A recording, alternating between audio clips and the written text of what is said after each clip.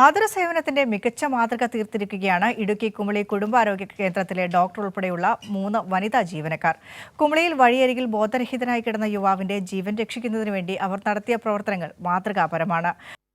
ഇടുക്കി കുമളി ചെളിമടയിൽ ദേശീയപാതയോരത്ത് കുഴഞ്ഞു വീണ രാജേഷിനെ പോലീസ് എത്തിയാണ് കുമളി കുടുംബാരോഗ്യ കേന്ദ്രത്തിൽ എത്തിച്ചത്. പരിശോധനയിൽ ഹൃദയമിടിപ്പ് കുറഞ്ഞ് ഏറെ ഗുരുതര നിലയിലാണെന്ന് വ്യക്തമായി. വിദഗ്ധ ചികിത്സയ്ക്കായി ഇയാളെ തേനി മെഡിക്കൽ കോളേജ് ആശുപത്രിയിലേക്ക് കൊണ്ടുപോകാൻ ഡോക്ടർ നിർദ്ദേശിച്ചു. പക്ഷേ ആംബുലൻസിൽ ഇയാൾക്കൊപ്പം ആര് പോകുമെന്നത് പ്രതിസന്ധിയായി. ഈ സമയം ഇയാളുടെ പോക്കറ്റിൽ നിന്ന് ലഭിച്ച തിരിച്ചറിയൽ രേഖ പരിശോധിച്ച് ബന്ധുക്കളെ കണ്ടെത്താൻ പോലീസും ശ്രമം നടത്തുകയായിരുന്നു.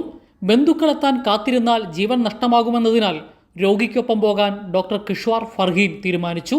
ഡോക്ടർ പോകാൻ തീരുമാനിച്ചതോടെ നഴ്സ് രമ്യ, അറ്റൻഡർ റാണി എന്നിവരും ഡോക്ടർക്കൊപ്പം കൂടി. എല്ലാം ചെയ്തു. പേഷ്യന്റ് റെസ്പോൺസ് ഇല്ല.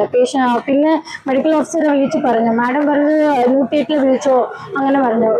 ഇത് നോക്കുമ്പോൾ ബൈസ്റ്റാൻഡർ കൂടെ ആളില്ല. കുറേ താമസമായി. 6 o'clock അങ്ങനെ ആയി. 1.5 hours അവിടെ തന്നെ ഇരുന്നു. ബിക്കോസ് ബൈസ്റ്റാൻഡർ ഇല്ലാതെ അവിടെയും എടുക്കരുതില്ല, അടുത്ത പ്രൊസീജിയറും ചെയ്യരുതില്ല. പേഷ്യന്റ് അപ്പം തന്നെ ഇൻറ്റുബേറ്റ് ചെയ്തു. സോ ഇൻറ്റുബേറ്റ് ചെയ്യുമ്പോൾ കൂടെ ആൾ വേണം, ഏതാതാവും കൂടെ ആൾ വേണം. സോ ഞാൻ തന്നെ ബ്രോഡ് ബിൽ എൻ്റെ പേര് തന്നെ കൊടുത്ത് ഞാൻ അവിടെ തന്നെ ഉണ്ടായിരുന്നു. പിന്നെ ബൈസ്റ്റാൻഡർ വന്ന പിന്നെ പേഷ്യന്റ് അയപ്പിച്ച് പിന്നെ തിരിച്ചു വന്നു. കുമളി കുടുംബാരോഗ്യ കേന്ദ്രത്തിലെ ആംബുലൻസ് വർക്ക്ഷോപ്പിലായതിനാൽ മറ്റൊരു ആംബുലൻസ് ഇവർ തന്നെ ക്രമീകരിക്കുകയായിരുന്നു. തേനി മെഡിക്കൽ കോളേജിലേക്കുള്ള 78 കിലോമീറ്റർ 40 മിനിറ്റ് കൊണ്ട് ഓടിയെത്തിച്ചു ആംബുലൻസ് ഡ്രൈവർ.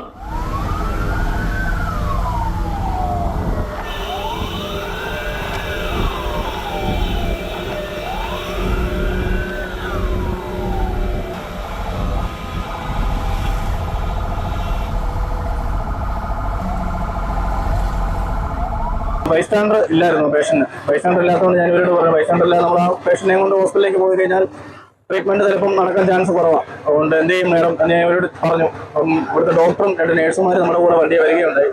അവരുടെ ഒരു സഹകരണമാണ് നമുക്ക് ഏറ്റവും വലിയൊരു ബലമായത്. വണ്ടി എത്രയും വേഗത്തിൽ എത്തിക്കാൻ പറ്റി. അതുകൊണ്ട് പേഷ്യന്റ് സേഫായിട്ട് ഹോസ്പിറ്റലുണ്ട്. ഇവർ തേനിയിലേക്ക് പുറപ്പെട്ടതിന് പിന്നാലെ പോലീസ് ബന്ധുക്കളെ ബന്ധപ്പെട്ട് വിവരം അറിയിച്ചു. രാജേഷിനെ തേനി മെഡിക്കൽ കോളേജിൽ എത്തിച്ച് അയാളുടെ ബന്ധുക്കൾ എത്തിയ ശേഷമാണ് ആംബുലൻസ് ഡ്രൈവർ സിജുവും ഈ ആരോഗ്യ പ്രവർത്തകരും മടങ്ങിയത്. കൈരളി ന്യൂസ്, ഇടുക്കി.